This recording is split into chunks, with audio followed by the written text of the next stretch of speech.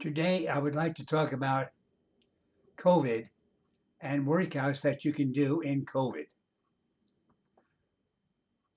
Now, there's no doubt that many coaches and athletes are complaining about the inability to work out.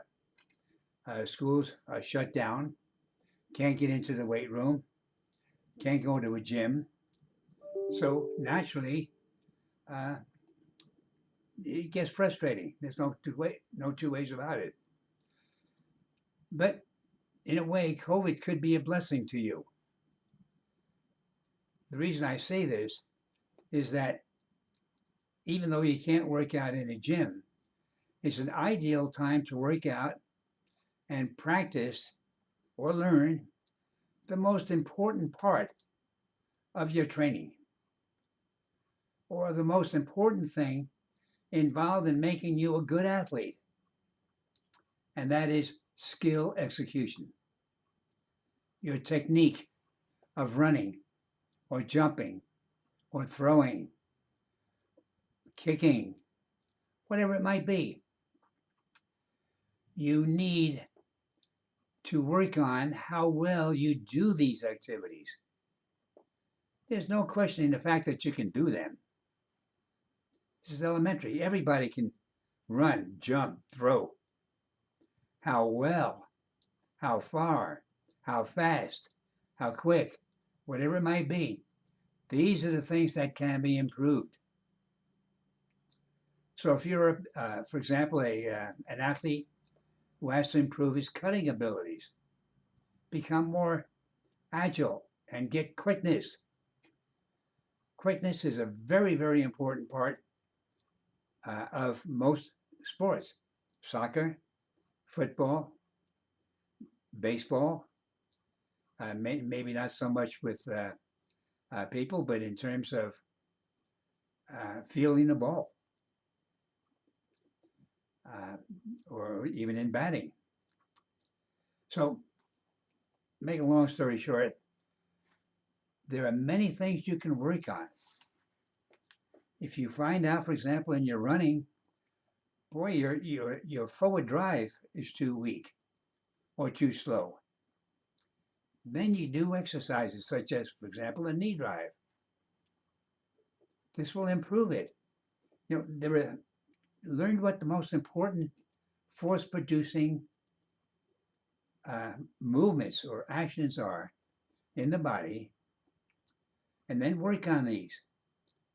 These are the things that will improve you and improve your performance greatly.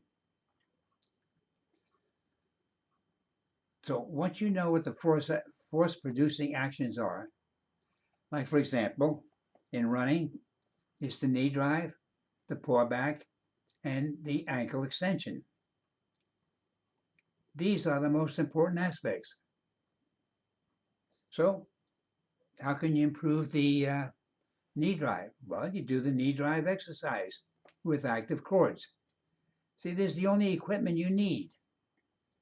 Once you have the active cords and maybe a few light dumbbells that you can pick up in the store, or you can make out of a bottle and fill it up with water or something like this. So you don't need big weights, but you do need the equipment that allows you to duplicate the actions that produce the force. For the pullback, there's an exercise for that with the active cords. The knee extension, or rather ankle extension. You could do the exercise with active cords, but here it's a little bit more difficult. And usually we recommend that athletes get some kind of weight and do it on a stair or a step. If it's hitting, there are three main actions here that produce up to 80% of your force. The other, 15, 20% comes from doing exercises specific to the sport that you're involved in. If you're a tennis player, you do certain kinds of exercises for the upper body. A baseball player doing more exercises for the arms in a different action. But the three main actions that produce up to 80% of your force. This is the stride, hip rotation, and shoulder rotation. But they have to be done in order. You can't just do them separately. You got to learn the sequencing and put it all together. This is all spelled out in the book, Explosive Hitting. And the exercises for running, they're all spelled out in the book, Explosive Running. So any sport you take, for example, if you're a soccer player, well, look at the actions that are needed. Acceleration, speed, and the ability to cut, to become more agile, move more quickly, change directions. So when we take a look at these three actions that you can improve with the active chords, you don't need any major gym or workout. You want to work on your aerobic abilities? This is simple. Go outside and run. You don't have to be in a gym. So this is the ideal time.